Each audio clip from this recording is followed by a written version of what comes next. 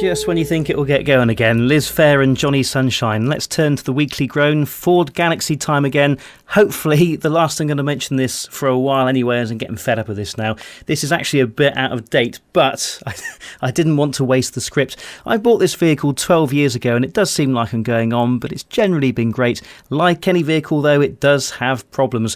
For a while now, it's been misfiring, or at least I think it has been. More on that in a bit. And I've tried various things to fix it, cleaning the mass airflow sensor, changing filters, new battery, unlikely, but the old one was flat, so that needed doing anyway, and other basic stuff. Nothing sorted it, and it's an intermittent fault. Yes, the worst kind, although it has been playing up more in recent times. The issue is a rough idle, lack of power on acceleration, and shuddering when you can actually accelerate.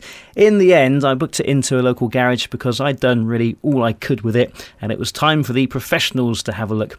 The night before it was due to go in, I drove it from the back of mine to outside my front door, so it was ready to go the next morning, and I kid you not, it drove the smoothest ever. And the next day, no issues. It drove like a dream to the point where I went past the garage, continued along Woodcote Road in the hope of the fault actually occurring, but nothing. I dropped it in and explained that the issue is intermittent and that today it's been fine. They later called back and said they test drove it and they couldn't really find anything wrong with it. They did hook it up to an error code reader, and sure enough, cylinder 1 had been sporadically misfiring, confirming that it is a misfire and not something else.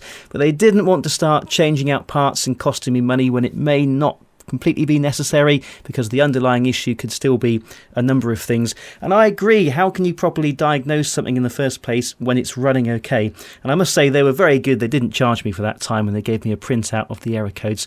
They said if it does happen again, and I'm sure it will, drive it to the garage and keep it running so they can listen to it and look into it. That's the out-of-date bit, because since all that, I've now replicated the fault, took it back in, and the garage confirmed the issues by, again, code reader, looking, actually listening to the engine, and it's booked in for repair next week.